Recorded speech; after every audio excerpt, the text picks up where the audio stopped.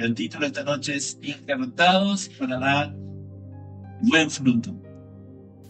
Hay una enfermedad en el ser humano que no se conoce muy bien el motivo, que se llama trastorno autoinmunitario.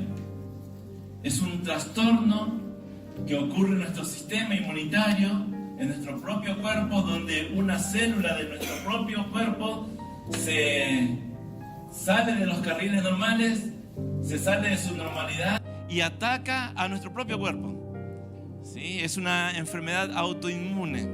Por eso es tan complicado no solamente de localizar, de saber su origen, y mucho más difícil sanar, atacar precisamente donde tiene que ser atacado. Y dice el diccionario médico que un trastorno autoinmunitario puede ocasionar destrucción del tejido corporal, crecimiento anormal de un órgano y cambios de funcionamiento en todos los órganos de nuestro cuerpo. Una enfermedad autoinmune que ataca a nuestro propio cuerpo. Y yo me preguntaba, si nosotros somos el cuerpo de Cristo, si nosotros somos su cuerpo, ¿será que podemos recibir o podemos sufrir un trastorno autoinmunitario? Y analizando, investigando un poco, llegué a la conclusión que sí. Y se me ocurrió ponerle este nombre: TDC, Trastorno por Déficit de Cristo. Trastorno por déficit de Cristo. Es una enfermedad de la iglesia de Cristo y que se ha dado mucho en estos últimos tiempos. Creo que algunas veces yo ya se lo dije y a veces lo tomamos, creo que incluso hay un sticker por ahí: poco Cristo. ¿Sí? Cuando en nuestra vida, en nuestra iglesia, en nuestro andar hay poco Cristo, lo que sucede es que no terminamos de expresar todo lo que Dios ha determinado que nosotros expresemos. Cambiamos nuestro propósito, cambiamos nuestro objetivo y no permita que el cuerpo sea lo que dice ser. Por lo tanto, el fruto es alterado, la productividad ya no es la misma, pierde calidad. Un cuerpo o el cuerpo de Cristo o una iglesia que tiene poco de Cristo, poco de su Señor, pierde fruto y pierde la calidad de su vida. Creo que desde que tengo memoria, ¿sí?, se predica y se ora en todo el mundo, ¿no? Por un avivamiento. Y está bien, es correcto, es bueno que lo hagamos. Pero estoy convencido que si como iglesia, como cuerpo de Cristo, nosotros volvemos a la centralidad de Cristo, la multiplicación, el crecimiento, el avivamiento llegará como un subproducto de que Cristo sea el centro de nuestras propias vidas. Jesús dijo: si yo fuera levantado, a todos atraeré a mí mismo. Si yo fuera levantado. Bueno, si ustedes van a un restaurante, vieron que cada restaurante tiene su producto o su plato emblema. Usted va acá en la esquina, por ejemplo, no vamos a dar propaganda, no vamos a hacer propaganda. ¿Qué va a pedir allí? No puede ir a pedir pastas. Porque ¿qué es? Es una hamburguesería, ¿no? Entonces, cuando usted va allí, usted mira la carta, lo que puedes elegir es una variedad de hamburguesas, pero no vaya a pedir pastas, ¿sí? Si usted va a una parrilla, hay gente que dice: y no tiene pasta, ¿no? El mozo queda como desconcertado, ¿no? Puede llegar a tener, pero no es su producto de emblema, ¿sí? Hay gente que yo veo que va a la pizzería, por ejemplo, y pide, no sé, un estofado de pollo. Yo digo, no leyó el cartel ahí en la entrada que decía pizzería. O sea, ¿qué vende ahí? Pizza, ¿no? Porque ese es su producto emblema, es lo que uno va a buscar allí. Cuando la gente viene buscando al Señor, cuando viene buscando o se acerca a la iglesia, o simplemente se acerca a usted porque ve algo diferente en usted, ve algo que usted lo hace distinto al resto, ¿qué está buscando en nosotros? Su producto emblema, que es Cristo. No somos nosotros, no es nuestra sabiduría o nuestro buen pasar, sino que busca a Cristo. Él es nuestro producto emblema. Si nosotros hacemos la mejor comida, la mejor hamburguesa de la ciudad, ¿qué es lo primero que sucede? En primer lugar, que la gente quiere probarlo, quiere experimentar esa comida que nosotros preparamos. En segundo lugar, rápidamente se comenta. Dicen, no sabes la hamburguesa que hace fulano. Y uno trata de averiguar, no importa dónde está o cómo está, si está lejos, está cerca, si te vas allá y hay una cola. Estos días me voy a una sandwichería que se inauguró hace poco y había una cuadra de cola. Entonces, y nos miramos, Rosana, y dijimos, bueno, ¿hacemos la cola o no? Y vamos a tener por lo menos 1 hora acá de fila, ¿no? Y si la gente está haciendo fila, es porque el producto que está ahí es bueno y seguramente es bueno y barato además, ¿no? Hace todo lo posible, no hay excusa, simplemente desea y quiere conseguir aquello que es disfrutable. Ahora bien, nosotros decimos tener a un Cristo que es glorioso, que es inmensurable, que es inigualable, que es misericordioso, que es fiel, que trae paz, que trae gozo y todo lo que usted le quiera agregar, todo lo que usted ya sabe. Cuando verdaderamente todo eso se empiece a manifestar, se empiece a ver en cada uno de nosotros, naturalmente la gente buscará a Cristo en su iglesia. En su iglesia. No vendrán por nuestro marketing o por nuestras redes sociales o por nuestras publicidades o por nuestros folletos. No vendrán por nuestros programas. No vendrán por nuestra música, que puede ser mejor o peor. Eso puede llegar a atraer a la gente un cierto tiempo, pero después la gente no encuentra sabor, no encuentra disfrutable y hasta termina aburrido muchas veces de los programas de las iglesias. Ellos vendrán, la gente vendrá por Cristo, porque es el producto emblema de la iglesia. Pastor, ¿están mal las redes sociales? ¿Está mal que hagamos publicidad? ¿Está mal que tengamos excelencia musical, por ejemplo? No está mal, no estoy hablando de eso.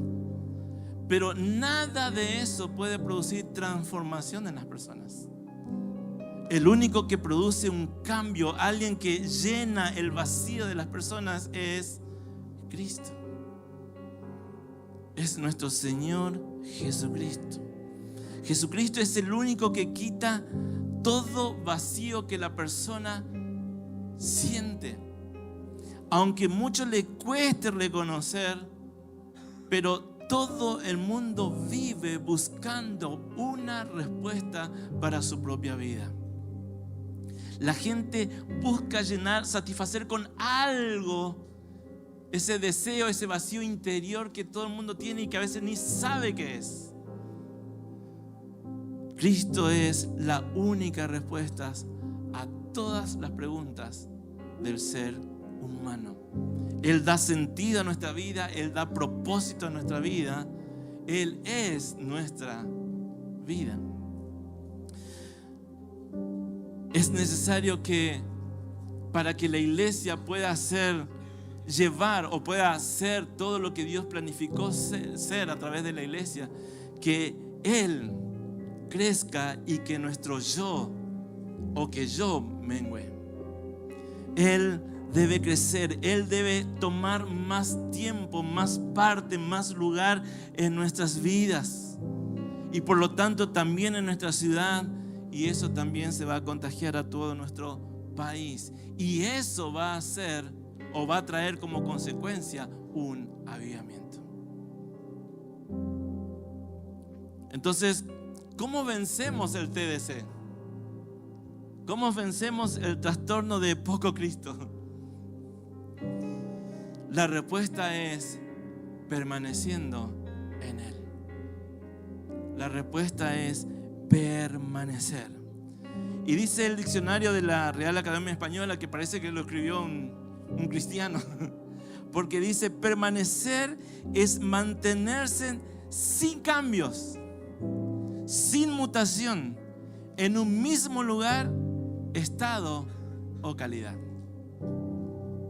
Eso dice el diccionario de la Real Academia Española. Permanecer es mantenerse sin mutación, en un mismo lugar, en un estado o calidad.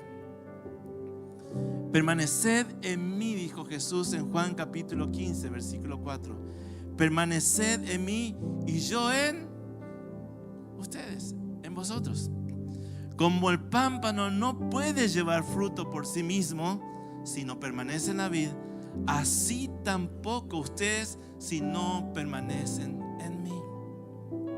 No podemos ser todo lo que Dios planificó para nosotros, disfrutar de todo lo que Él planificó para nosotros, si nosotros no permanecemos en Él y Él en nosotros. Y permanecer es ¿qué es? Es permanecer, estar en un lugar sin cambio, ni de calidad ni de estado. Versículo 5 de Juan capítulo 15 dice: yo soy la vid, está hablando Jesús, y ustedes son los pámpanos.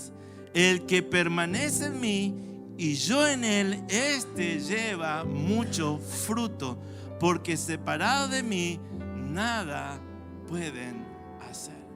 O sea que la clave para ser alguien fructífero en esta vida es permanecer en él. Si queremos dar fruto digno de él, fruto que muestren a Cristo en nuestra vida, la clave es permanecer. Y permanecer en un buen estado y en buena calidad, para dar fruto de acuerdo a lo que Él espera de nosotros. El problema es que creo que hemos puesto la carreta delante de los bueyes.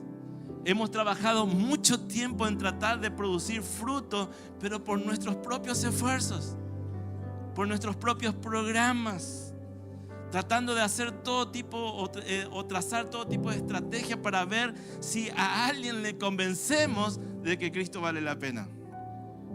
A veces hasta creemos que por nuestras propias palabras o por nuestra propia sabiduría humana o por nuestras palabras estrategias, así que le pegue justo allí, la gente va a venir. Pero que una persona se acerque y conozca a Cristo es una obra espiritual. Y lo hace el Espíritu Santo a través nuestro, que estamos permaneciendo en aquel que es la verdad.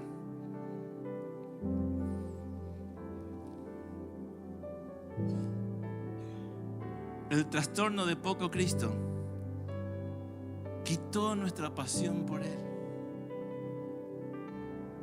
¿Vieron el apasionado? ¿Vieron a un hincha apasionado? ¿Usted cree que él se anda preguntando: ¿será que va a llover o no va a llover hoy? ¿Será que sale más caro o más barato la entrada? ¿Vieron los equipos? Y cada vez las empresas que venden la camiseta del club cada vez están más avivados. ¿Vieron que cada club ahora tiene 10 remeras? Antes había uno titular, otro suplente. Ahora hay 10 colores diferentes con distintos dibujos, porque el apasionado compra todo. No se compra la original nomás, la titular. Porque el apasionado lo que quiere es tener los colores de su club o identificarse con su club. Bueno, la falta de Cristo en nosotros quitó la pasión de nosotros por las cosas de Dios. Quitó nuestra identidad en Él. Nos cuesta comprender quiénes somos en Cristo. Y acá ando, pastor, derrotado y pisoteado por Satanás. Pero en toda la Escritura dice que el cristiano no vive así, tratando de levantar cabeza y acá luchando. Pero esa no es la identidad del cristiano. El cristiano, acabamos de cantar, venció, es más que vencedor. Pero muchas veces encontramos expresiones que hablan todo lo contrario de lo que en realidad somos. Y eso nos robó el hecho de que haya poco de Cristo en nosotros. Nos hizo dudar o desconfiar de la posición que tenemos. Dice la palabra que estamos sentados en lugares celestiales juntamente con Él. Es decir, que nuestra posición es espiritual, es en otro plano. No es en el plano terrenal, es en el plano espiritual juntamente con Él. Y nuestra perspectiva de la vida no debe ser terrenal, sino que debe ser la de Él. Ver como Él ve. Hemos perdido calidad del fruto. Sí, soy cristiano, pero ya no amo como debiera amar. Me cuesta perdonar como debiera perdonar. Ya no tengo el gozo que debiera tener. Hay momentos que nos falta paz. Ni hablar de la paciencia o de dominio propio, ¿verdad? Me decía alguien estos días: pastor, es que me sacó. ¿Qué quiere que le diga? Me sacó. Y el dominio propio, hermano. La paciencia. Recordemos, permanecer es mantenerse en la misma posición sin adulteración del estado o calidad. Permanecer. Cuando con Rosana, en nuestros años de casado, en nuestros primeros años de casado, primero estaba todo bien, todo perfecto, iba todo sobre rieles, y después quisimos que haya multiplicación en nuestro amor y queríamos tener un hijo, ¿verdad? Y era mes tras mes, semana tras semana, año tras año, frustraciones porque esa multiplicación no venía, ¿verdad? Entonces, ¿qué sucede? Uno se empieza a preguntar por qué está mal o qué no estamos haciendo. Entonces uno trata de buscar respuesta, primero a lo mejor natural, otro después médico y hasta a veces espirituales. Porque uno empieza a decir: ¿será que hay pecado en mí? ¿Será que algo no hicimos bien? ¿Será que le estamos fallando a Dios? ¿Será que no estamos obedeciendo? Uno trata de encontrar todo tipo de respuestas. Hasta que uno comienza a consultar con los expertos, con los especialistas, para que nos digan qué nos está pasando. ¿Y cuál era el temor más grande que teníamos? Nosotros estábamos sanos, según todos los diagnósticos, los análisis, pero teníamos el temor de que un día algún experto, algún especialista nos dé un diagnóstico o una respuesta que nos dolería, que no nos gustaría. Lo mismo pasa en lo espiritual.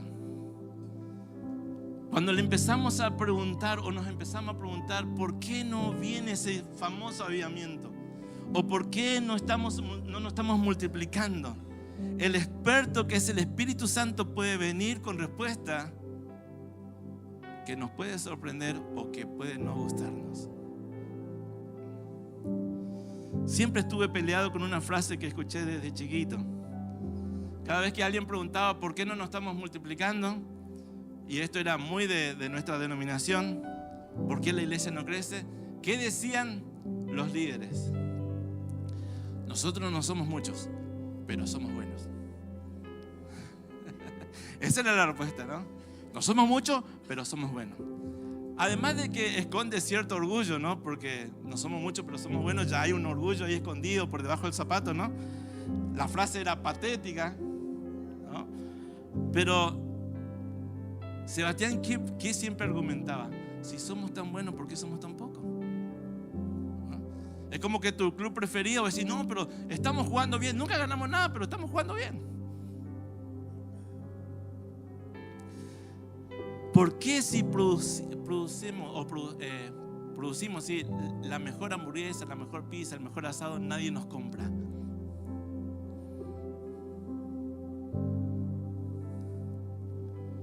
¿Cuántos creen acá? En esta tarde quiero preguntar, quiero hacer una encuesta.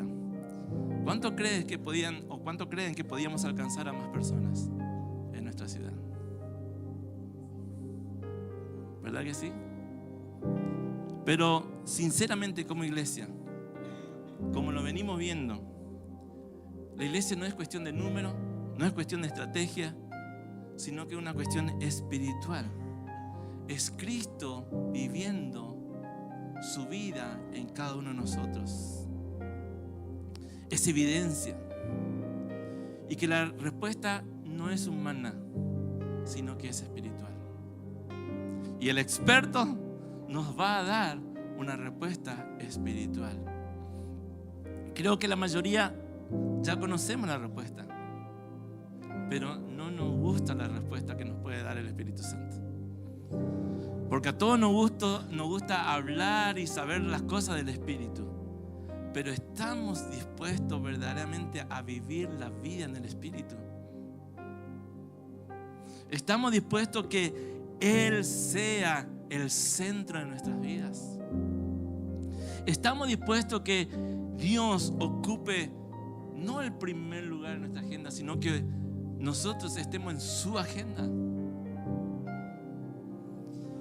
Muchas cosas del Espíritu no son atractivas. ¿Saben por qué? Porque las cosas del Espíritu ponen fin a muchas cosas que a nosotros nos gustan, que a la carne le gustan. Trastorna nuestras agendas vivir de acuerdo a la agenda de Dios. Anula muchas veces nuestra agenda. Y hay gente que me dice, está todo bien con la iglesia, pero no me imagino renunciando a esto o viviendo sin esto o sin aquello. Si fuera tan fácil ser una persona espiritual, todos seríamos espirituales. Todos expresaríamos a Cristo en todo tiempo y en todo lugar. Pero no sucede. Porque todo eso solamente sucede en el Espíritu. Dios es espíritu, la iglesia es espiritual. Y no podemos entender nada de la iglesia si nosotros no nos transformamos en hombres y mujeres espirituales. No vamos a entender los propósitos de Dios. El hombre natural, dice la palabra, no percibe las cosas del Espíritu. No entiende nada. Dice, es más, dice, para él son locura. Nos incomoda. Nos hace ruido. Pero creo que Dios está llegando a tiempo. Creo que Dios, en su misericordia, en su bondad y en su propósito eterno para este tiempo y para nosotros, Él quiere traernos una respuesta espiritual para llevarnos a un nuevo escalón en donde podamos vivir 100% a la voluntad de Él. Vamos a leer Filipenses capítulo 1, 19 en adelante. Es bastante largo lo que voy a leer. Filipenses, y especialmente esta parte, está escribiendo Pablo, ¿sí? Pablo está preso en una cárcel de Roma, y las cárceles no son como las cárceles que nosotros vemos en las películas americanas. Era una cárcel del primer siglo, ¿verdad? Imagínense cómo era eso. Así que ahí está Pablo, y él escribe a los hermanos que están en la ciudad de Filipo, y les dice en el versículo 19: porque sé que por vuestra oración y la suministración del Espíritu de Jesucristo, esto resultará en mi liberación. Ya Pablo habla difícil, ¿verdad? Ni leyendo en lenguaje sencillo es fácil. Él dice, por sus oraciones y por la suministración del Espíritu de Jesucristo. O sea, es un obrar del Espíritu. Pablo estaba preso y él quería ser libre. Y él dice, yo sé que voy a recibir la libertad, que voy a recibir la liberación, porque va a ser a través de sus oraciones y de la obra del Espíritu Santo. ¿Sí? Versículo 20 dice, conforme a mi anhelo y esperanza de que en nada seré avergonzado, antes bien con toda confianza, como siempre, ahora también será magnificado Cristo en mi cuerpo, o por vida o por muerte. El apóstol Pablo estaba allí esperando un juicio de la corte romana. Podía otorgarle la libertad o podía decirle que él tenía que morir. Así que él estaba allí, estaba esperando ser liberado o ejecutado. Sin embargo, él le dice a los hermanos, sé que por sus oraciones y con la ayuda del Espíritu Santo yo voy a ser libertado. Ahora, esa liberación puede ser por vida o por muerte. Es decir, que él decía, o sea que yo viva, soy libre. Y si me muero, también soy libre. ¡Wow! Qué diferente a nuestro evangelio de oferta que escuchamos, ¿no? Porque nuestro evangelio de oferta es solamente todo lo que nos hace bien. Pero Pablo dice, ¿saben qué? Yo puedo terminar muerto, pero para mí eso es libertad también, porque es a través del Espíritu Santo que me está conduciendo a vivir lo que Dios quiere para mi propia vida. Así que él dice, bueno, si yo quedo en libertad, yo voy a ir a ustedes nuevamente, me voy a reunir con ustedes. Y si me muero, eso también es libertad, porque voy a ser libre por siempre de todas mis aflicciones terrenales. Ya no vas a tener que pagar IVA, no va a aumentar la nafta, tranquilo. Pero lo que más anhelo, dice, y es por eso que necesito sus oraciones y la fuerza del Espíritu Santo, es que mientras yo espero el juicio, yo pueda seguir hablando de Jesucristo, pueda seguir siendo testigo de Jesucristo, que yo pueda seguir hablando sin temor ni vergüenza, porque sea que viva o que muera, lo que yo más anhelo es que Cristo sea exaltado. Para los que no creen en Dios, la vida en la tierra es todo lo que hay, es todo lo que pueden llegar a obtener, ¿no? Entonces es normal que ellos traten de alcanzar todo lo que este mundo considera lo que es valioso: dinero, poder, placer, prestigio, etcétera, etcétera, etcétera. Eso para los que no creen en Dios. Pero para Pablo la vida significa desarrollar los valores eternos y hablar a otros acerca de Cristo. La mente de Cristo nos permite ver la perspectiva desde el punto de vista de Dios, desde el punto de vista eterno y no desde lo temporal. La vida no se acaba acá, hermanos. La vida no se acaba acá. Para Pablo no era que Dios estaba primero en su vida. Esto es clave poder entender. Nadie puede poner a Dios primero en su vida, porque nosotros no tenemos algo como mi vida y Cristo. Nosotros no tenemos eso. Nosotros estamos muertos y Cristo es nuestra vida. Además el Señor dijo, yo soy el alfa y el omega. O sea, Él es el principio y es el fin, es el primero y es el último. Si no estás allí, no tenés a Cristo. Y a Dios tampoco le interesa estar incluido en una lista de cosas que a vos te gustan. Él es el todo en todos. Cristo es nuestra vida. Por eso Pablo pudo decir con total confianza lo que dice el versículo 21. Porque para mí el vivir es Cristo y el morir es ganancia. Pablo decía, si vivo, vivo a Cristo, porque mi vivir es Cristo. Pero si viviendo a Cristo me toca morir por su causa, para mí es ganancia. Primero, porque es el mayor privilegio de todos los que sirven al Señor. En segundo lugar, porque estaría disfrutando por siempre de la gloria de su Señor y Salvador. Y en tercer lugar, estaría libre definitivamente de todas las tribulaciones, aflicciones de este mundo. Así que Pablo decía, si vivo, para la gloria de Dios vivo, y si muero, espectacular. Disfrutaría eternamente de Cristo y sería libre de toda presión. Este es el único modelo escritural centrado en la persona de Jesucristo. Es el modelo puesto por Dios. Es el modelo de los apóstoles y fue el modelo también de la iglesia primitiva. Por eso ellos no se hacían problema. A ellos le llevaban presos, eran comidos por las fieras, por los leones, eran bañados en brea y puestos como antorchas en las calles de su ciudad. Y ellos proclamaban sin temor que Cristo era el Señor. Y decían, si muero, qué bueno, estoy muriendo por la causa del Señor. Ellos nunca fueron invitados a recibir a Jesús en sus corazones como alguien que venía a restaurar su antigua vida pasada, sino que fueron invitados a morir yendo en pos de Jesucristo, negándose a sí mismo, tomando la cruz para nacer de nuevo. Versículo 22. Mas si el vivir en la carne resulta para mí en beneficio de la obra, decía Pablo, no sé qué escoger.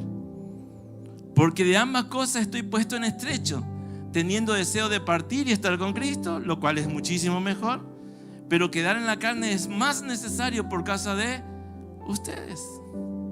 Pablo le decía a los hermanos de Filipos, la verdad es que estoy entre la espada y la pared. La verdad que no sé bien qué elegir. Si salgo de libertad de aquí, gloria al Señor, y buenísimo, porque voy a ir a ustedes, me voy a reencontrar con ustedes y vamos a seguir trabajando y vamos a seguir predicando a Cristo y vamos a seguir trabajando para que Cristo crezca en ustedes, para que ustedes sean fortalecidos en la fe, y yo anhelo que eso suceda con ustedes. Así que si salgo en libertad, gloria a Dios, está bueno vivir. Pero si muero, si me toca morir por la causa de Cristo, y bueno, gloria a Dios también. No tenía mucho problema con lo que sucedería en su futuro, porque su futuro estaba en Cristo. Versículo 25. Y confiado en esto, sé que quedaré y que aún permaneceré con todos vosotros para vuestro provecho, para vuestro gozo de la fe. El Espíritu Santo le habló a Pablo en ese momento.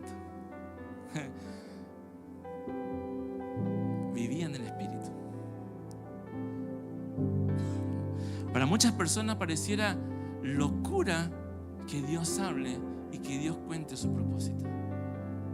Pero la persona que vive en el Espíritu comprende cuál es la voluntad de Dios. Y Dios le habla, Dios nos habla. A veces parece arrogante. Es más, las personas que por ahí viven en el Espíritu parecieran arrogantes porque dicen, Dios me dijo. También se mal usó, reconozco. Pero las personas que conocen, fíjense lo que dice, y confiado en esto, que ustedes están orando y que el Espíritu Santo también está orando, y que ustedes están orando y que el Espíritu Santo me está dando fuerzas, que ustedes están orando y que yo estoy cumpliendo el propósito de Dios. Confiado en esto, yo sé, entiendo ahora que yo permaneceré con ustedes. Voy a salir acá en libertad. Para que abunde, versículo 26, vuestra gloria de mí en Cristo Jesús, por mi presencia otra vez entre ustedes. Él estaba convencido que saldría en libertad. ¿Por qué? Porque el Espíritu Santo le dijo. Todavía no había sentencia de los romanos, pero el Espíritu ya le habló y le contó qué iba a suceder con él. Versículo 27, y ahí viene un tirón de oreja para los hermanos. Y le dice, solamente compórtese como es digno del Evangelio. Sigan mostrando, permanezcan en el mismo estado, permanezcan unidos a Cristo, compórtense como es digno del Evangelio, para que, o sea que vaya a ustedes a verlo o esté ausente, oiga de vosotros que estáis firmes en un mismo espíritu, combatiendo unánimes por la fe en el Evangelio, y en nada intimidados por los que se oponen, dice el versículo 28, para que para ellos ciertamente es indicio de perdición, mas para vosotros de salvación, y esto es de Dios. Es tremendo lo que este Pablo está diciendo aquí. Él dice, si por la causa de Cristo ustedes padecen, reciben amenaza, son perseguidos, ustedes estén tranquilos. Porque eso significa que esa persona que está en contra de ustedes, porque ustedes están en la causa de Cristo, abocados a la causa de Cristo, y toda esa persona que le insulta, que le da de lado, que le pone en la espalda, que le persigue, que le amenazan, se están perdiendo. Pero es indicio de que ustedes están siendo salvos. Ustedes quieren tener la prueba de que están siendo salvados. Bueno, cuando más personas le insulten por la causa de Cristo, eso tiene que traer tranquilidad a sus corazones. Siempre y cuando por la causa de Cristo. Ahora, si usted es mal vecino, si usted le tira la basura al vecino de al lado, ¿sí? Si usted cuando el perro ladra le tira un londazo, ¿sí? Entonces usted va a ser insultado, pero no por la causa de Cristo, sino porque usted no se está comportando como es digno del Evangelio de Cristo. Otra cosa, ¿verdad? Si su jefe le maltrata, le persigue, le suspende, le descuenta el sueldo porque usted siempre llega tarde, no es por la causa de Cristo. Ustedes tienen que comportarse como es digno del Evangelio, dice Pablo. Entonces, cuando ustedes se están comportando como es digno del Evangelio, ustedes están llevando a Cristo, ustedes predican sin vergüenza, sin temor, entonces, cuando hay gente que le insulte, ustedes pónganse contentos, porque eso da indicio de que ustedes están siendo salvados por el Señor, de que son hijos de Dios. Versículo 29. Porque a vosotros, esto está bravo, porque a vosotros os es concedido a causa de Cristo, nuevamente, no solo que creáis en Él, esta parte nos encanta, sino que también padezcáis por Él, teniendo el mismo conflicto que habéis visto en mí, ahora oís que hay en mí. Y ahora oís que hay en mí. Son dos partes de una misma verdad. A ustedes se les dio el privilegio de confiar en Cristo, dice Pablo, pero también tiene el tremendo privilegio de vivir rico, famoso, sin enfermedad, sin preocupaciones, que van de vacaciones donde ustedes quieren y por su fe consiguen todo lo que quieren. ¿Eso dice? ¿Y por qué nos predicaron tan mal? ¿O por qué predicamos tan mal nosotros? Ustedes tienen el privilegio de creer en Él y también de padecer, de sufrir por Él. Privilegio, dice Pablo. O sea, no se sorprenda, dice Pablo, cuando ustedes que viven esta verdad le pase algo muy parecido a mí. Casi que dice, si a mí me pasó, a ustedes también le va a pasar. Se le va a repetir la misma escena. Lo que ustedes están leyendo de mí, 2000 años después se le va a cumplir a ustedes. Eso está diciendo Pablo. Porque en el reino de Dios, hermanos, lo importante es que le vaya bien a Dios, que a Él le vaya bien. Siempre la idea es que Jesucristo le vaya bien en mí. Eso significa que Él, por la obra del Espíritu Santo, nos esté modelando a su imagen y semejanza.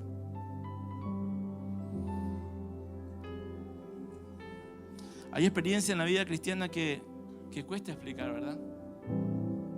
¿Alguna vez te preguntaste? Yo sé que todos van a decir sí. ¿Alguna vez te preguntaste por qué me está pasando esto? Bueno, a veces más de seguido de lo que uno cree, ¿no? Nosotros esta semana especialmente nos hemos preguntado muchísimas veces con al Señor esto. ¿Por qué, Señor? ¿Por qué estoy viviendo esto? Y en los últimos tiempos más de seguido va a empezar a pasar. Pero Pablo dice, si me pasó a mí, a ustedes también le va a pasar. Hay muchas cosas que nos pasan que yo no sé si a usted le pasó, pero vieron que ustedes hacen una oración y pareciera que la oración no pasa si lo razan. Entonces abren la Biblia tratando de encontrar una respuesta escritural y no encuentran respuesta. Muchas veces la gente te va a ver y no te va a entender.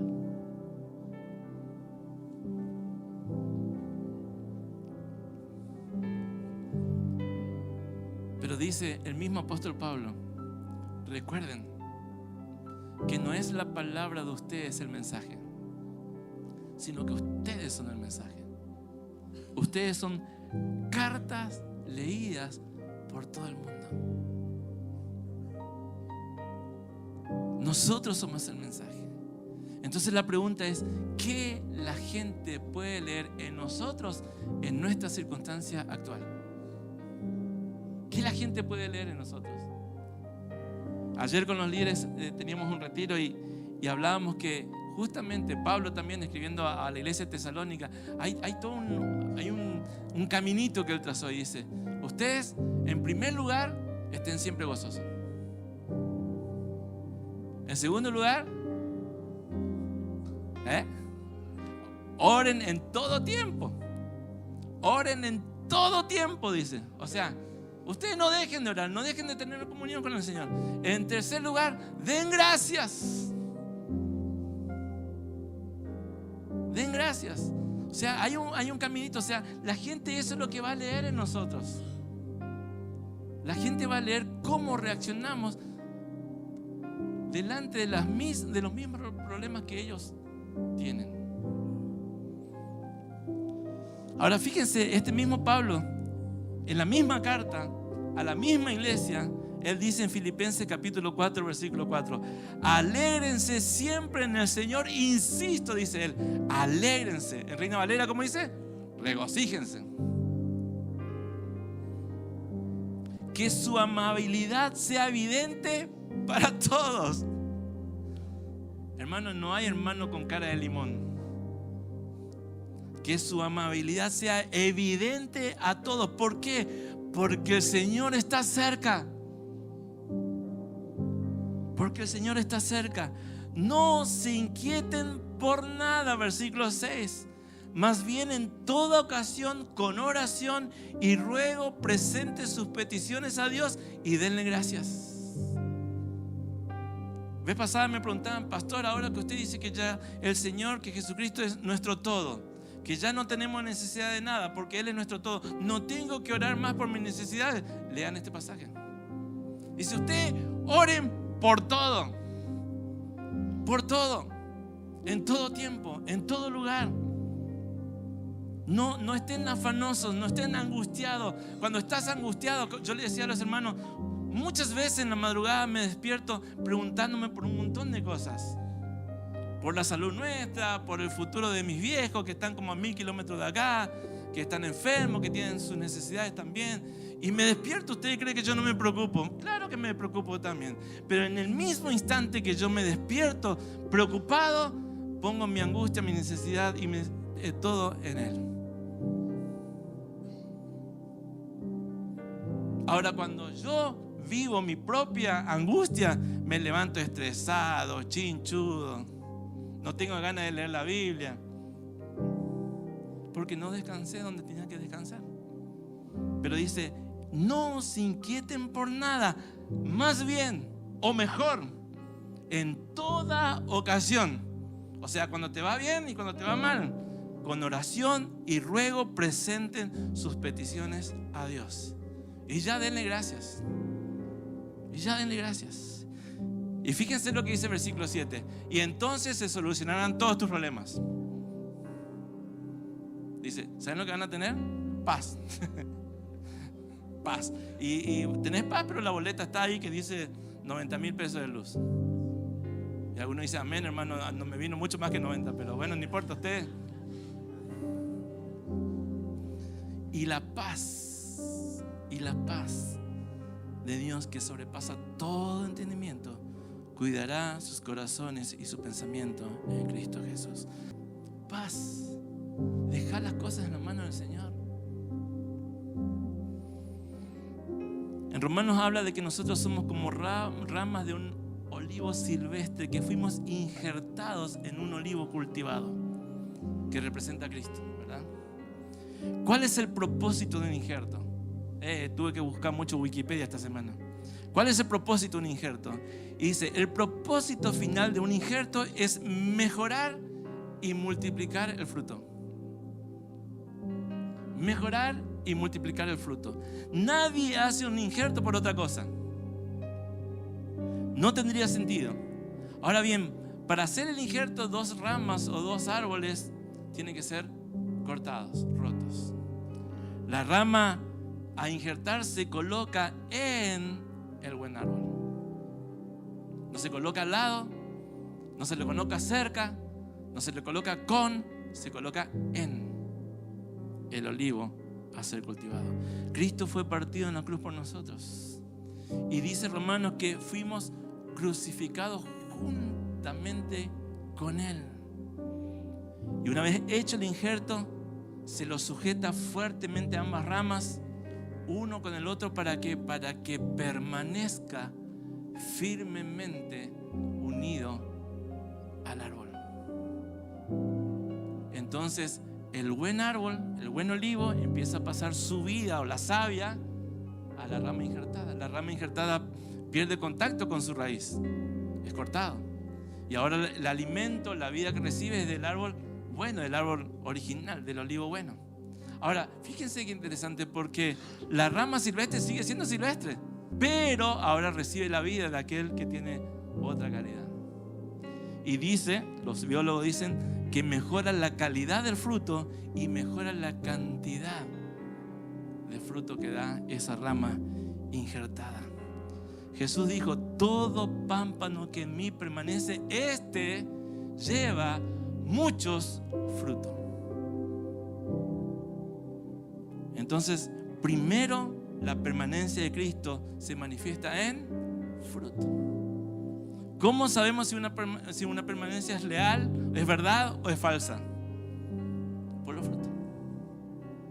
Por los frutos que llevan. Si hay permanencia, dijo Jesús, el fruto está garantizado. Y el fruto es de acuerdo a la naturaleza del árbol de donde proviene la vida. ¿Y qué es el fruto? Es Cristo en nosotros. Es amor, gozo, paz, paciencia, bondad, mansedumbre, dominio propio, fe. Pastor, me falta fe. Ore para que aumente mi fe. ¿Estás permaneciendo? Señor, dame paciencia. ¿Cuántas veces le hemos pedido así al Señor, no? Señor, dame paciencia. Y la pregunta del Señor: ¿estás permaneciendo? Si estamos en Cristo, si permanecemos en Él, el fruto muestra a Cristo, porque es de la misma naturaleza que Él. Se nota. Y la gente que te conoce de antes y ahora se va a dar cuenta. Se va a dar cuenta que el fruto que sale de vos ahora tiene otra naturaleza. Fíjense en Hechos capítulo 4 versículo 13. Dice: los gobernantes, al ver la osadía con que hablaban Pedro y Juan y al darse cuenta que era gente sin estudio ni preparación, quedaron asombrados y reconocieron que había estado con Jesús. Impresionante. El aspecto silvestre de nuestra vida no ha sido quitado, pero el fruto sí ha cambiado. Si nosotros no podemos perdonar una ofensa, no podemos amar lo que no merecen ser amados, nuestra permanencia en Cristo no es del todo verdadero.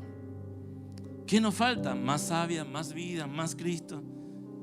Estas cosas muy sencillas, son cosas muy sencillas, pero hablan en quién estamos insertados. Uno suele decir, en la iglesia hay gente súper buena, gente que hace muchas cosas. Jesús, ¿qué dice? Es bueno si lleva fruto. Es bueno si lleva fruto. No siempre lo que para nosotros es bueno para Dios. Jesús dice: si son buenos, llevan fruto. Y ese fruto es de mi naturaleza. Ojo, permanecer no significa ausencia de problemas. Tenemos un montón de problemas como todo el resto, pero hay fruto, porque en medio de los problemas, las dificultades, las pérdidas, la savia de vida sigue fluyendo en nosotros, no se detiene. Eso sí está garantizado. La provisión sigue viniendo, la gracia sigue fluyendo, el amor nunca se detiene, pero solamente se permanece en lo que amamos. Solamente se permanece en lo que amamos. No puedo permanecer en un Cristo que no amo profundamente. Ahí está la clave. Ahí está la clave. Entonces, ¿cómo combatimos el TDC? Permaneciendo. ¿Y cómo permanezco? Amando profundamente a nuestro Señor. Lo dijo el propio Jesús: ama al Señor tu Dios. Marcos capítulo 12 versículo 30. Ama al Señor tu Dios con todo tu corazón, con toda tu alma, con toda tu mente y con todas tus fuerzas. Permanecer en Él, injertados en Él, para dar buenos frutos. ¿Y cómo permanecemos? Amando cada día más a nuestro Señor. Amén.